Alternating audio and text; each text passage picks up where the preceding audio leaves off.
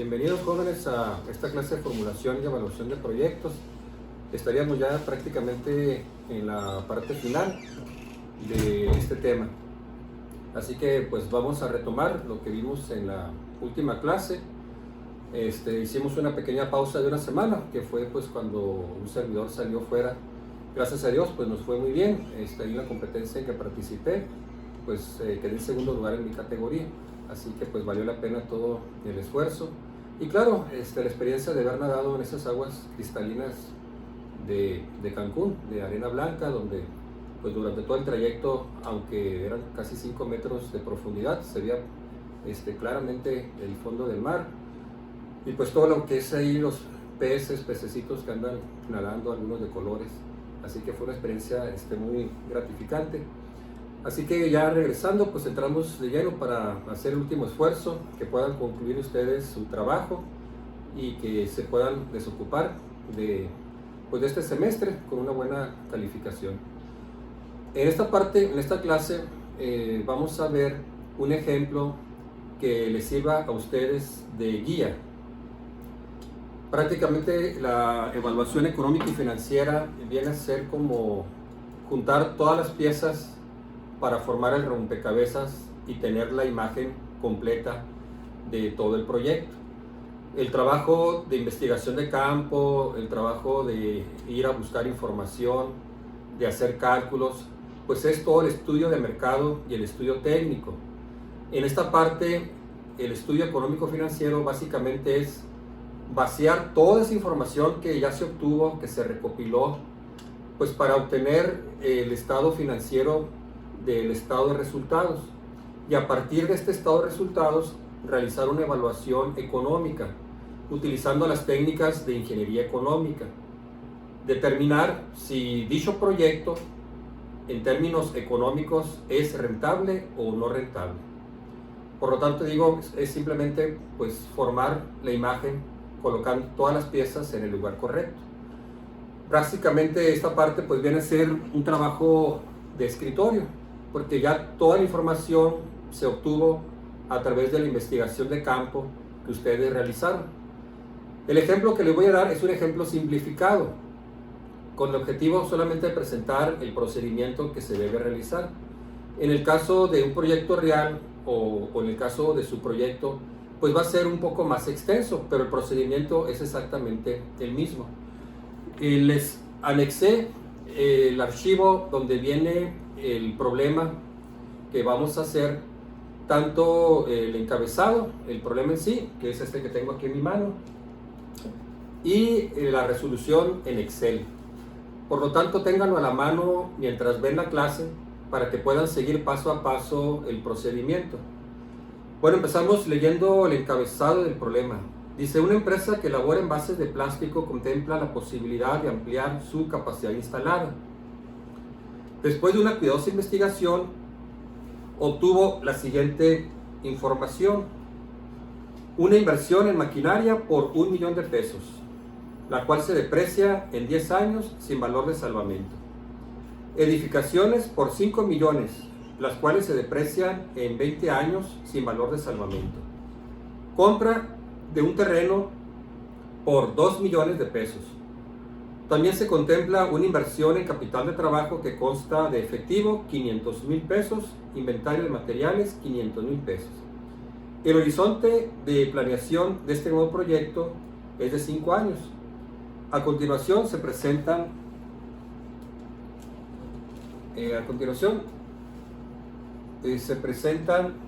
los pronósticos de ingresos por ventas, así como los gastos totales de producción para los próximos 5 años asociados a la ampliación de la planta. Entonces ahí viene una tabla que son los ingresos y gastos estimados. Diríamos que es el presupuesto de ingresos y el presupuesto de egresos. Vienen para cada uno de los 5 años porque el proyecto contempla un horizonte de 5 años. Por ejemplo, en el año 1 la empresa estima ingresos totales por ventas de $8 millones. O sea, de todo lo que espera vender de su producto. En este caso pues estamos hablando de envases de plástico. Suponemos que obtuvimos pues ya el precio de venta unitario, se determinó el número de unidades que se van a vender, así que multiplicamos la cantidad a producir y vender por el precio unitario. Y eso nos da pues el presupuesto de ingresos. Luego vienen los gastos totales presupuestados, que en el año 1 pues son de 3.500.000 pesos. También viene ahí el total de los gastos. Esos gastos pues van a incluir lo que nosotros vimos en el estudio técnico. Bueno, pues cuánto voy a gastar de materias primas en la compra de mis proveedores, cuánto estimo gastar de insumos como pago de energía eléctrica, consumo de agua, cuánto voy a pagar de salarios en la nómina. Entonces, bueno, vamos calculando cuántos trabajadores, el salario, otros gastos pues como telefonía, etcétera. Entonces, englobamos todos los gastos en un solo renglón, le llamamos gastos totales.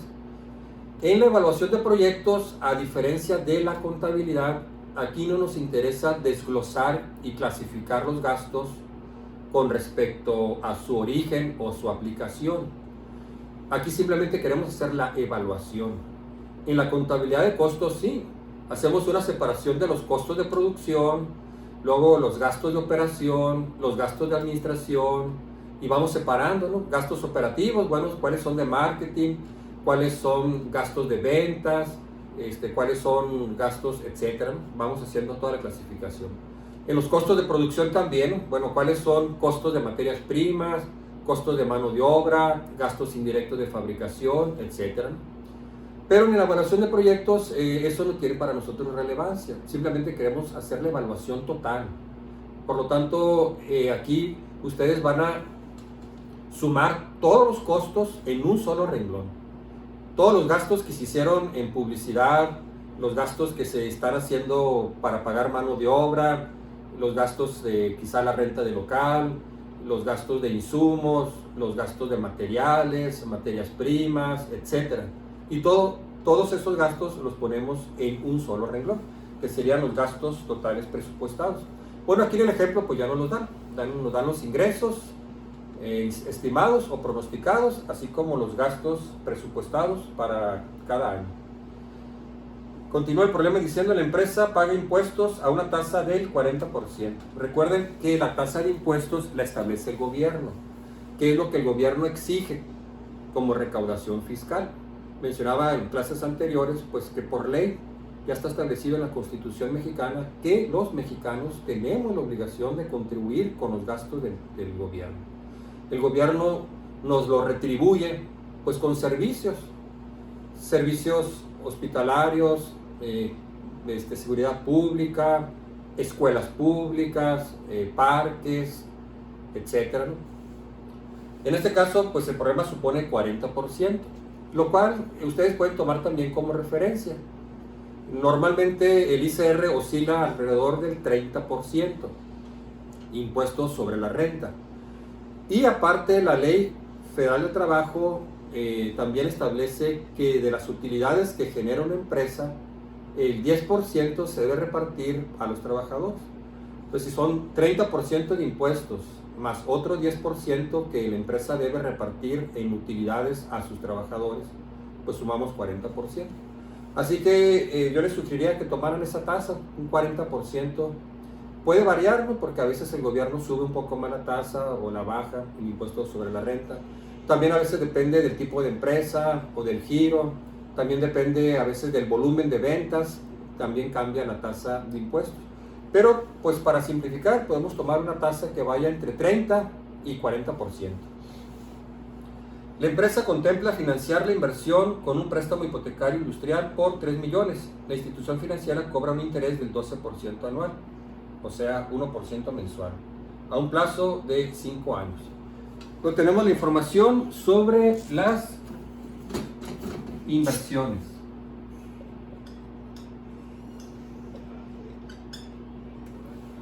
Que son las que menciona aquí el problema. En este caso, las inversiones constan de maquinaria, edificaciones, terreno y capital de trabajo. Maquinaria, edificaciones, terreno y capital de trabajo, que se acerca mucho pues a un proyecto real. Un proyecto va a tener activos fijos, así como capital de trabajo. Entonces aquí ya tenemos toda la inversión que va a realizar la empresa. Yo puse aquí terreno. Si en su proyecto no se contempla la adquisición o compra de un terreno, pues eso se omite. Si ustedes suponen que su empresa se va a ubicar en un lugar donde se va a rentar o alquilar el local, bueno, entonces no hay inversión en terreno, porque ustedes no compran el terreno, simplemente lo van a rentar. En este caso, el pago de la renta del local entra como un gasto, no como una inversión, porque ustedes no lo están comprando, simplemente están pagando una renta al propietario de ese local o de ese terreno. Bueno, según los datos, la inversión en maquinaria es $1 millón.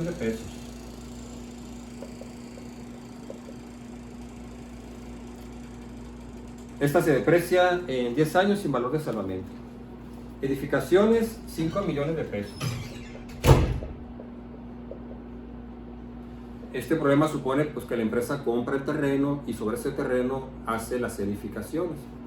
En la misma observación que hice anteriormente, si ustedes solamente van a rentar el local tal cual, sin hacerle ninguna modificación, pues entonces no existe edificaciones. O sea, ustedes no van a hacer ninguna edificación dentro de ese local. Ahora, si ustedes hicieran algún tipo de construcción, pues ahí sí, tendríamos que incluirlo como parte de una edificación. El otro sería la compra del terreno, $2 millones. Y por último, el capital de trabajo, que son efectivo 500,000 e inventarios materiales 500,000, en total $1 millón. Así que en el caso de algunos proyectos puede ser que terrenos y edificaciones no existan. O sea, la empresa no compró terreno ni realizó ninguna construcción. Pero todos pues, van a requerir algún tipo de inversión en activo fijo como maquinaria, equipo de transporte y capital de trabajo. Todas las empresas al iniciar requieren capital de trabajo. Necesitan tener un efectivo disponible inmediatamente para cuando la empresa inicie sus operaciones. Requiere tener ahí en bodega o en almacén pues algunos materiales, productos terminados, materias primas, pues para empezar a trabajar, empezar a vender, empezar a distribuir. En clases pasadas yo les daba algunas pautas de cómo determinar el capital de trabajo, dependiendo pues de, digamos, cuáles serían los gastos corrientes de los próximos 2 meses. Cuánto tendría yo que pagar de salarios, pagar de agua, de luz. Entonces tener ahí ese capital de trabajo listo para usarse. O cuánto requiero yo de tener en inventario, en productos terminados para vender o de materias primas para trabajar inmediatamente y empezar a que la empresa empiece a producir. Entonces ahí, si recuerdan o vuelven a ver la videoclase para tener una idea de cuál sería su capital de trabajo, que ya queda a consideración pues, de cada tipo de proyecto y de los inversionistas. Entonces en total aquí tendríamos una inversión, serían 6, 7, 8, 9 millones de pesos. Para hacer la depreciación de los activos, que sería en este caso el de la maquinaria y de los edificios, el terreno no se deprecia ni tampoco el capital de trabajo. Solamente los activos depreciables pues son los activos fijos, excepto terrenos. El capital de trabajo pues no es un activo fijo, simplemente es dinero, es inventario, son cuentas por cobrar y obviamente esos activos circulantes no están sujetos a depreciación. Cuando termine el proyecto, en nuestro ejemplo, al final de los 5 años, esta inversión se va a recuperar totalmente.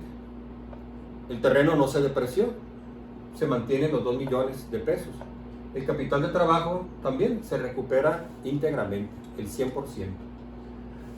Para su proyecto, ustedes deben englobar todos los activos por categoría, pues en un solo renglón, en una sola categoría. Por ejemplo, si compraron un automóvil utilitario, digamos, se compraron un March de la Nissan, se compraron un camión repartidor de 2 toneladas, de 2 ejes, ¿no?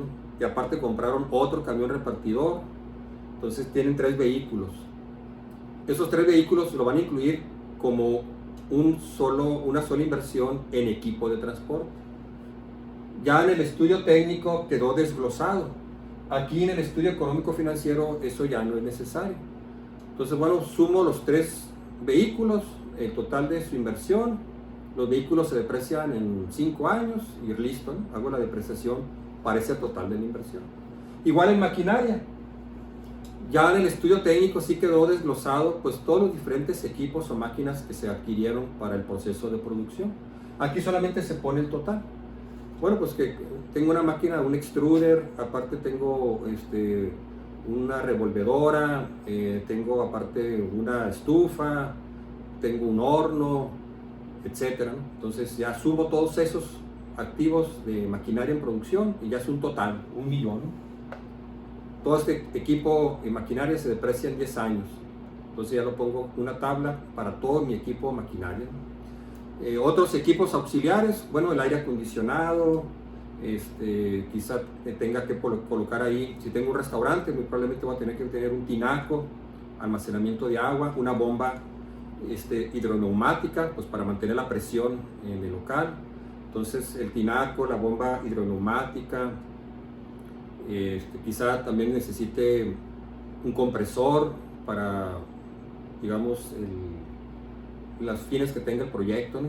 Entonces esos equipos los puedo también englobar en un solo renglón. Luego otros, pues inversión en equipos de cómputo, bueno, pues la de escritorio, más otras de laptop, más los escáneres, más las impresoras, todo lo junto, ¿no? Todo.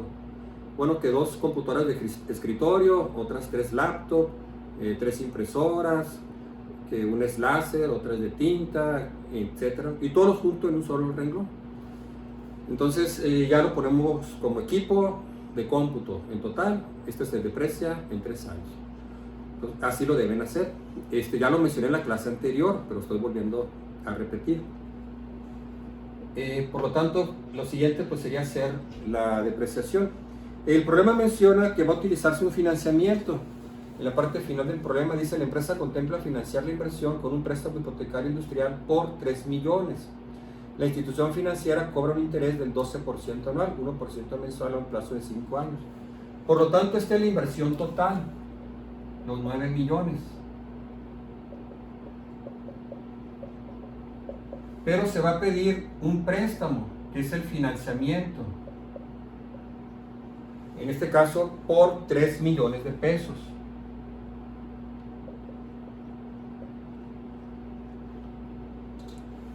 Así que lo que los inversionistas van a colocar de su bolsillo, pues serían 6 millones de pesos. De los 9 millones de inversión que se requiere para el proyecto, los inversionistas van a poner 6 millones. Los otros 3 millones necesarios los va a obtener de un financiamiento. Entonces, le llamamos nosotros el capital social.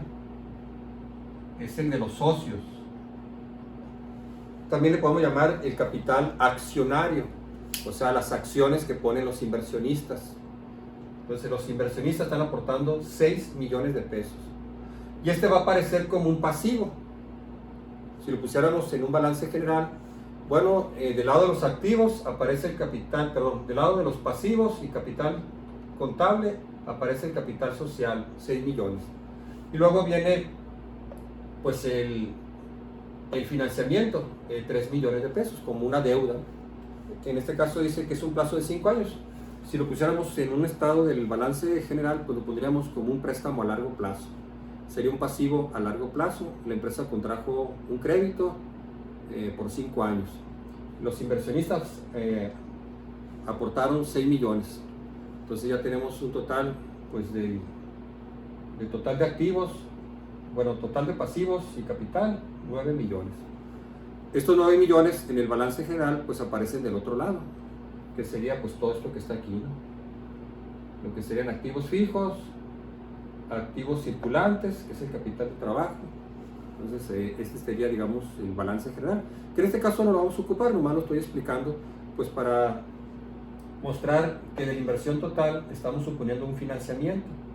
Por lo tanto, eso significaría que los socios aportan la mayor parte y el resto lo obtienen a través de un financiamiento externo, que sería, digamos, en este caso, pues una institución financiera, podríamos decir un banco, ¿no? Es un crédito hipotecario. Bueno, muy bien.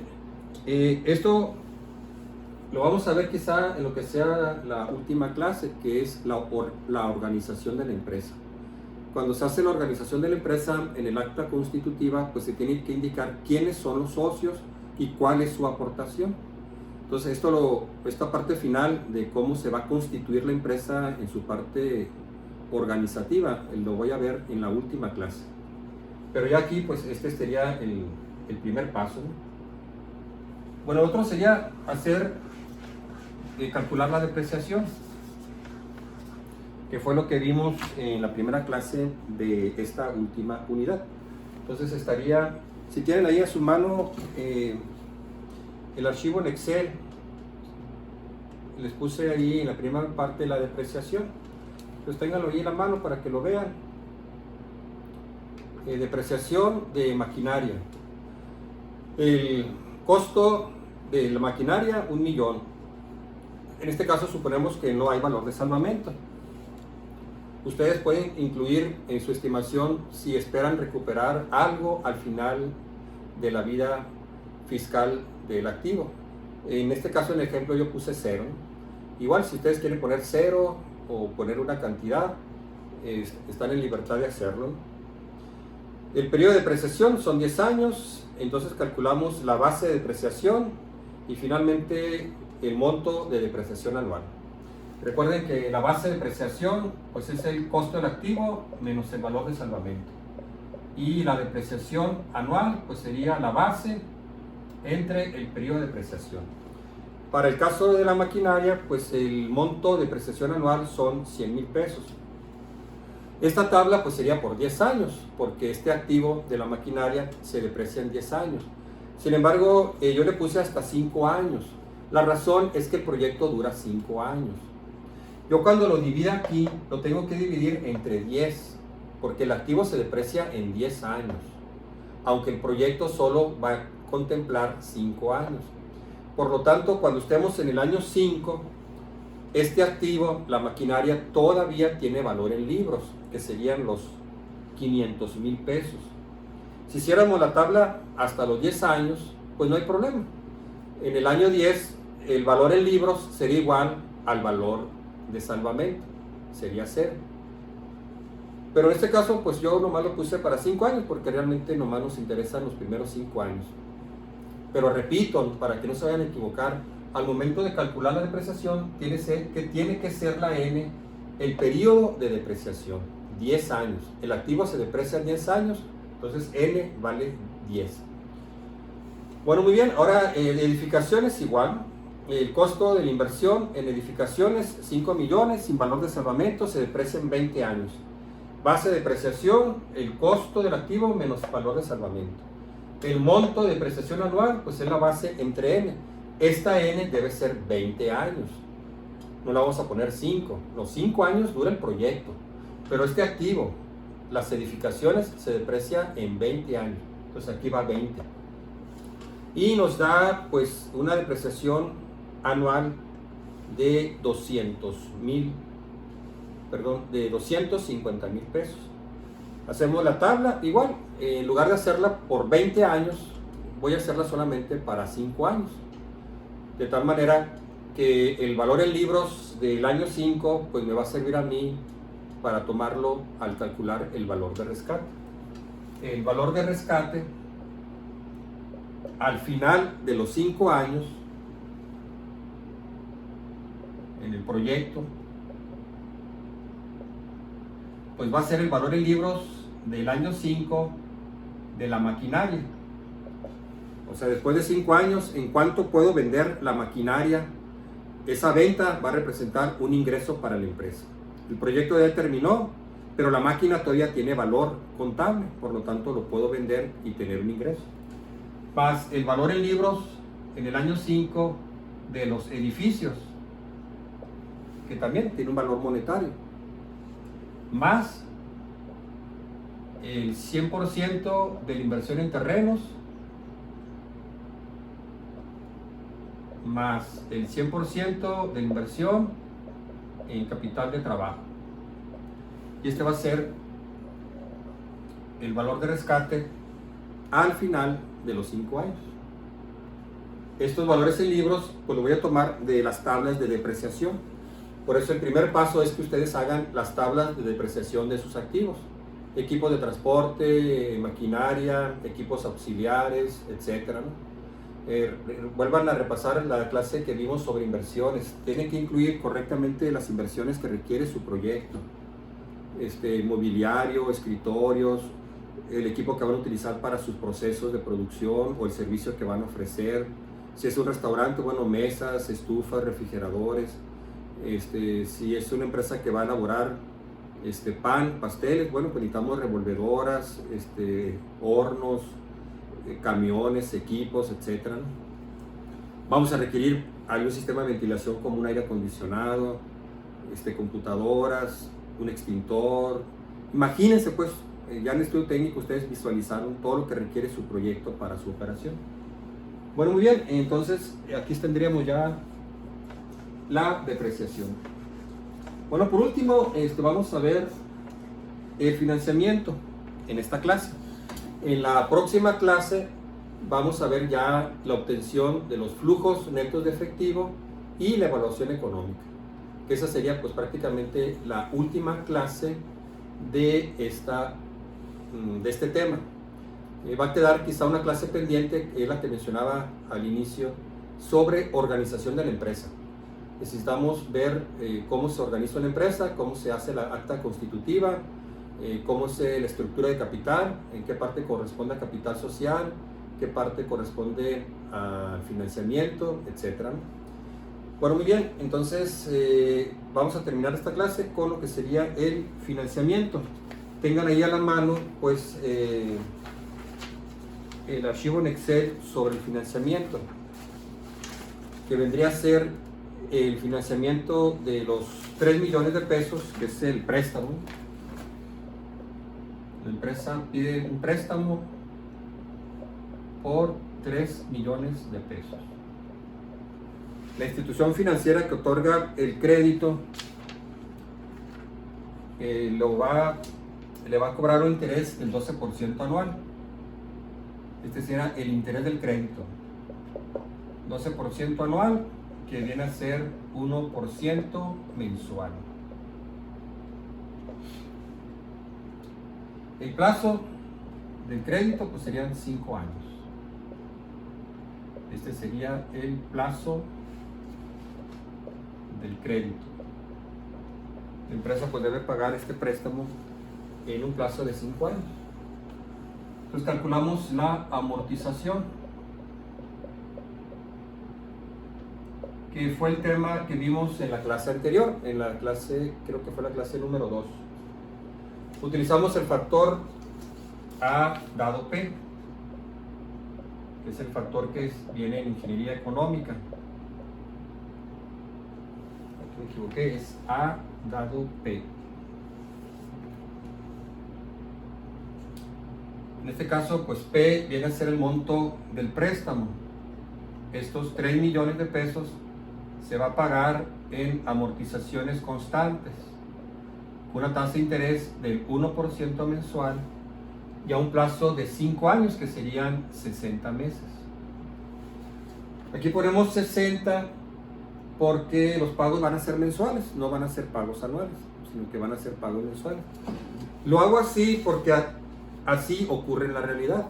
Cuando ustedes pidan financiamiento, ya sea que consulten en una página de un banco en internet, de los simuladores que tienen algunas instituciones, o que acudan a una sucursal para pedir información sobre un crédito, cuánto les podrían prestar y cuánto tendrían que pagar durante el plazo.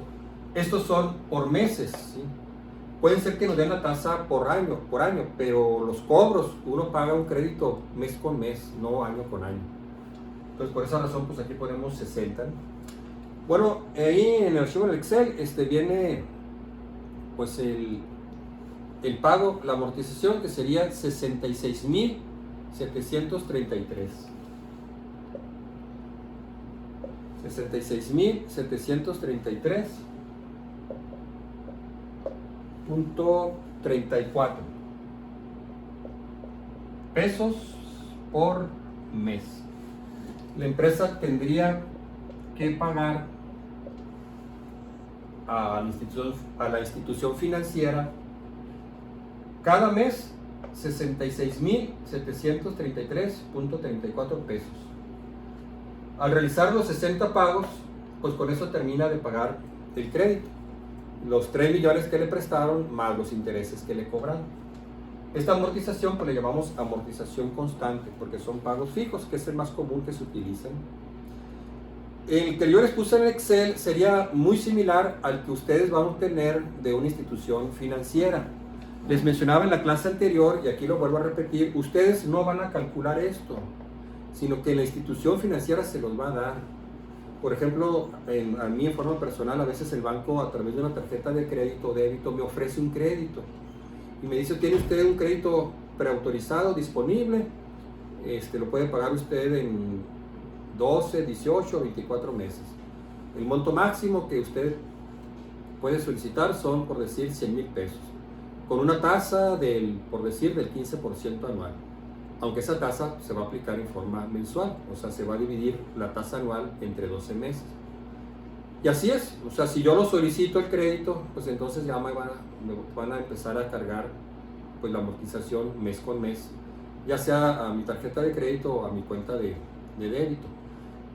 Entonces repito, ¿no? Eso lo calcula el banco o la institución financiera que otorga el crédito, no el solicitante. O sea, yo no establezco ni la tasa de interés, ni establezco el monto que van a prestar, ni tampoco el plazo. Eso me lo ofrece el banco. En todo caso, yo puedo escoger el plazo. Si el banco me da 3 plazos diferentes a escoger, bueno, pues lo único que puedo hacer es escoger, bueno, 12, 15 o 18. Pero no le puedo decir, bueno, mejor en 10 meses. O sabes que en lugar de que me cobres 2% mensual, mejor cóbrame 1.5, no. Eso ya lo establece el banco. Por lo tanto, esto, repito, ustedes no lo van a calcular. A ustedes se lo van a dar. La institución financiera les va a dar esa información. Y va a ser muy similar a la tabla que viene ahí en Excel. Viene el periodo, los 60 periodos, viene lo que se va a cobrar de interés, lo que se va a pagar de capital y el pago total. Esta que yo les doy pues está simplificada porque aquí omití yo un renglón que es el IVA. Cuando el banco me entrega esta corrida de cuánto tengo que yo pagar mes con mes y de eso que voy a pagar cuánto corresponde a intereses y cuánto a capital, también se cobra el IVA, de tal manera que el banco cobra el IVA sobre los intereses. En este caso pues yo, igual que ustedes, lo vamos a omitir. Vamos a tomar solamente lo que tiene que ver con la amortización. Si viene el IVA, pues igual, vamos a calcular los intereses y luego el pago de capital. Bueno, miren, así viene en los 12 meses, en los primeros 12 meses. Entonces viene el pago total, los 66,733. Bueno, que yo puse aquí en el archivo, pues viene con 2 decimales, con centavos, ¿no? Entonces así se va calculando, va quedando el saldo. Una vez que la empresa paga al banco, pues la deuda va disminuyendo, obviamente, ¿no? Estoy abonando a mi deuda y esta deuda pues va reduciéndose. Hasta que finalmente, pues en el último pago, en el pago número 60, el saldo debe ser 0, así como los ejercicios que hicimos en la clase anterior. De tal manera que cuando haga yo el último pago, el pago número 60 de esta cantidad, con eso terminé de liquidar mi préstamo. Bueno, en la evaluación económica de proyectos manejamos periodos anuales. Por lo tanto, esta información que nos va a dar el banco la tenemos que convertir en montos anuales. Así que para calcular el total de intereses por año, lo único que voy a hacer es sumar los intereses de los primeros 12 meses. Ya está aquí en la tabla del ejercicio, en el ejemplo que yo les envié. Así que la suma de intereses del primer año, o sea, de los primeros 12 meses, sería 334,929. ¿Qué es la suma? Pues de los intereses de esta columna.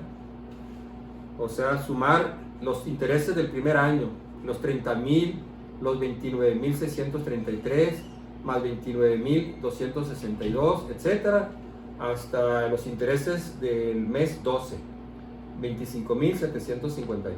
Entonces sumo esos intereses y eso me da la suma de intereses del primer año.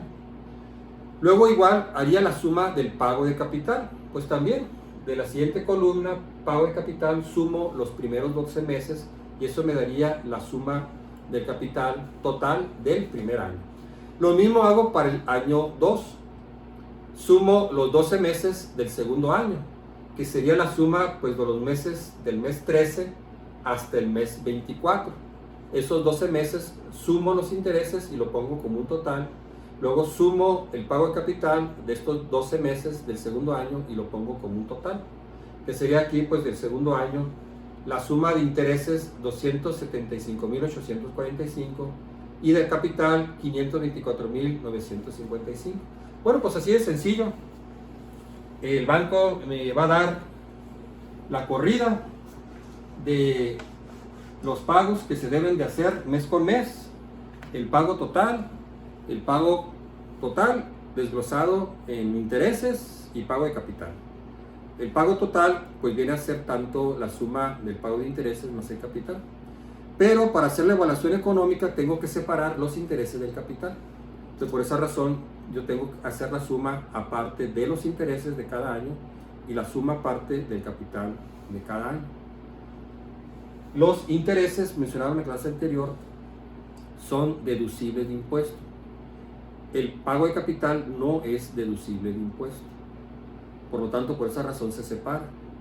El pago de intereses, la empresa lo va a deducir del pago de impuestos en su declaración fiscal. Lo que pague de capital, eso ya no lo puede incluir como un gasto deducible en su declaración fiscal. Bueno, eso es el financiamiento. Espero que haya quedado claro. Si no, pues cualquier duda, con toda confianza me pueden contactar y preguntar. La última parte es lo que vamos a ver en la siguiente clase, que serían los flujos netos de efectivo. Es el formato que viene ahí, el que vamos a utilizar para realizar la evaluación, que sería desde los ingresos que obtiene la empresa, menos todos los costos, gastos, la depreciación, pago de intereses, luego pues calculamos los impuestos y luego a partir de ahí pues ya obtenemos la utilidad neta y finalmente los flujos netos de efectivo. Bueno, esta parte la voy a dejar en la siguiente clase. Aquí nomás vimos lo que es la inversión, el financiamiento y lo que sería la depreciación de los activos fijos, para que ustedes ya empiecen a trabajar sobre su proyecto. Y en la próxima clase, teniendo estos datos, pues lo colocamos en este formato y ya sencillamente obtenemos los FNE para hacer la evaluación económica. Pues sería todo. La próxima semana vemos la última clase de este tema. Yo creo que nos quedarían 2 clases más para terminar este tema de los FNE y la otra clase que les mencioné sobre la organización de la empresa. Bueno, gracias por su atención y ya nos vemos en la próxima videoclase.